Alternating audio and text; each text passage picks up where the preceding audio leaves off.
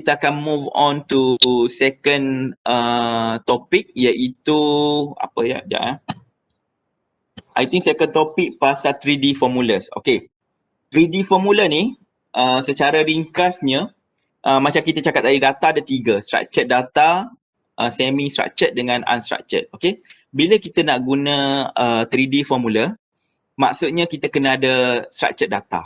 Okay, structured data macam mana?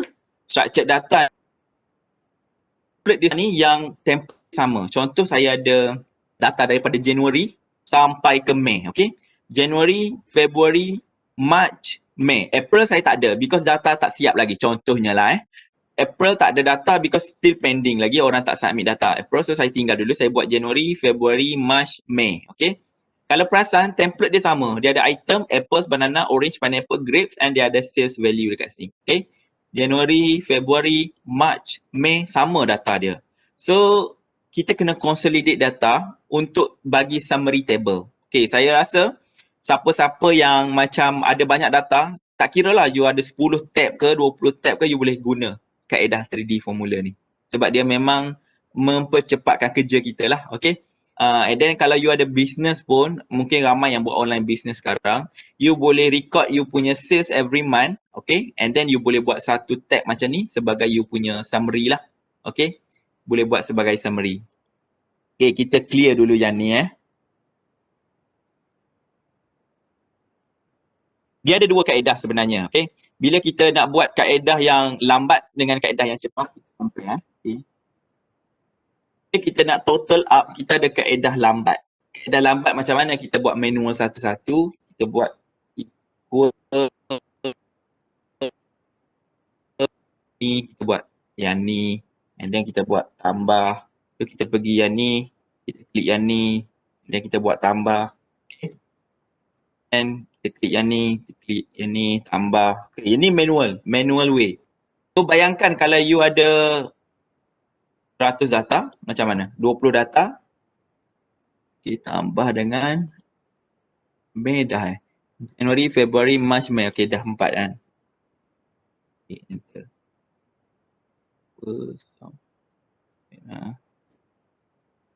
Okay.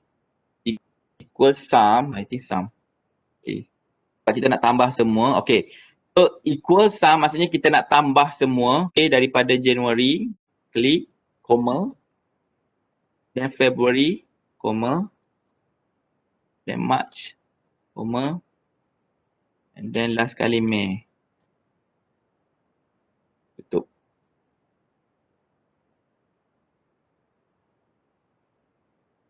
Grand total. March. Januari, February, March, Mei belum. Okay, Mei. Alright. Okay, so kita dapat total dia kat sini. Okay, macam mana kita nak dapat untuk the rest of the data? Sama juga step dia tadi. Okay, that's why saya kata apa jua nak apply ataupun apa jua analisis yang kita nak buat. Contohnya ni kita nak copy paste, just double click je. Dapat untuk semua terus. Just by your single click, you akan dapat semua jawapan. Okay, tak payah drag, tak payah buat formula satu-satu lah. Okay, yang ni dah cepatkan kerja kita sebenarnya. Okay, yang tu orang kata boleh buat tapi lambat. Kita kalau boleh kita cuba nak enhance kita punya proses, kita nak shorten kita punya working time lah. Kita nak be more efficient and then kita nak jimatkan masa kan. So saya tunjuk kaedah macam mana nak guna 3D formula. Okay, kaedahnya sum, okay, sum sama juga sum, tapi sekarang ni instead of kita buat satu tab, actually you boleh je buat macam ni. Okay, klik je and then control jangan lepas and then you klik je ni. February, March, contoh nak sampai Jan sampai Mei, right? You klik je control and then you klik Mei. Okay. Okay. Sekejap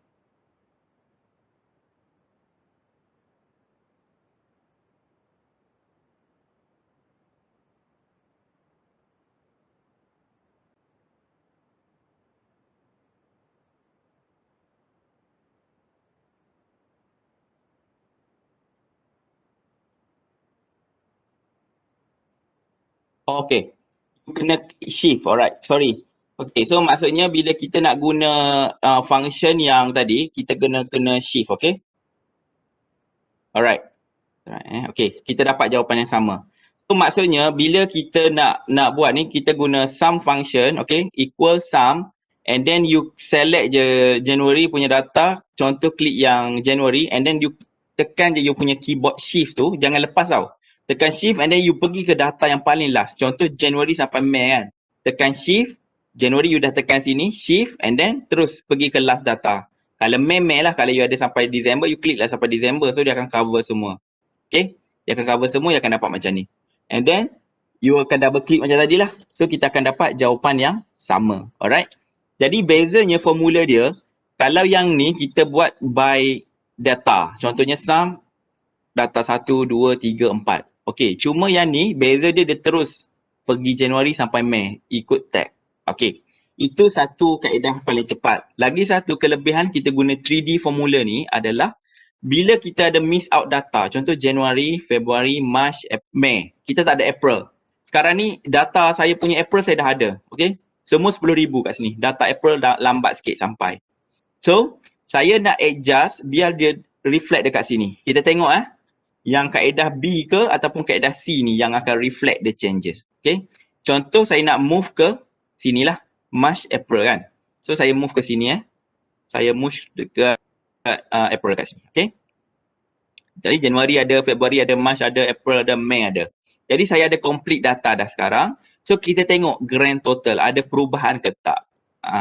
Tengok. Kalau yang ni tak ada. Sebab kita buat manual. Satu tadi. So kita tak tambah yang April. Tapi bila kita guna 3D formula, yang paling bestnya, dia akan reflect the changes. Maksudnya selagi dia dalam daripada Januari sampai Mei tadi kita highlight kan. So selagi kita selitkan antara Januari hingga Mei, tak kira lah antara ni, dia akan kira. Excuse me. Okay, dia akan kira, dia akan auto calculate. So maksudnya kat sini, 3D formula ni dia lebih dynamic. Okay, lebih jenis ataupun tak. So dia boleh tukar anytime. So that's why better kita pilih yang 3D formula. Because kalau you buat yang ni, you kena buat lagi sekali. Kalau tambah 1 bulan tak apa, bayangkan tambah 3, 4, 5 bulan lagi. Macam mana nak tambah balik dekat formula ni? Rasanya memang time consuming. So memang ambil masa. Jadi kaedah paling selamat, kaedah paling efektif, saya rasa better guna kaedah 3D. Alright? 3D formula. So kalau ada apa-apa data lagi pun, kita boleh je terus masukkan dekat antara ni lah. Jadi satu rule of thumb dia, make sure format dia sama. Kalau January format macam ni, so make sure February, March, April, May format yang sama. Kita tak boleh tambah data guna format yang lain. Nanti dia tak dapat baca. Okay? You tak boleh tengok pineapple sekali dekat atas. Then grape sekali dekat atas. So dia tukar-tukar macam mana dia nak sama. Okay? So make sure apples, banana, orange, pineapple, grapes ni susunan dia pun betul. Because bila kita nak total up nanti, kita akan baca by sequence. Apples, banana, orange, pineapple, grapes. So make sure data entry kita betul. Data yang kita collect tu betul and then is standardized. That's why kita penting standardize dengan kita punya template. Okay, not make sure kita punya data is structured.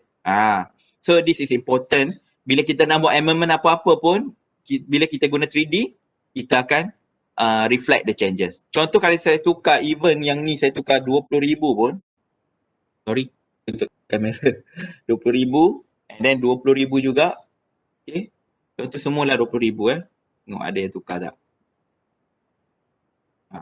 So naik 20, 20. Yang ni tak tukar kan dua ni. So kita tukar yang bawah ni pula Tengok sekarang ni 11,000, 10,000. So kita tukarlah contoh 20,000 juga. 20. 20.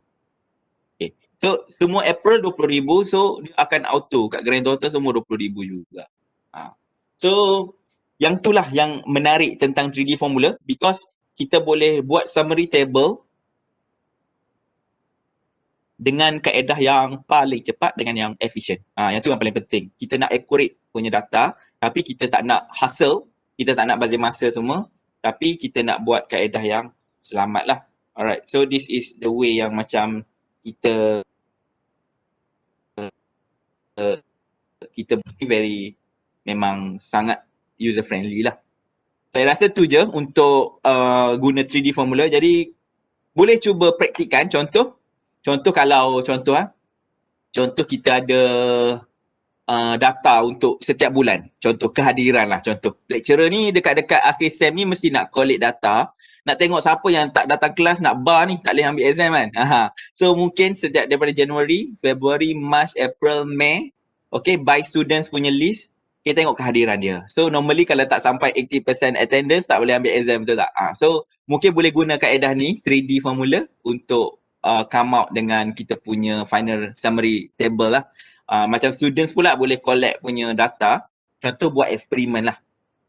Ataupun buat soal kaji selidik ke apa, result, ada banyak responden ataupun banyak data yang kena collect. So separate tab tapi same format. Okay. So daripada situ kita nak buat overall summary table, overall macam summary lah. Kita boleh guna kaedah ni. Make sure template sama lah.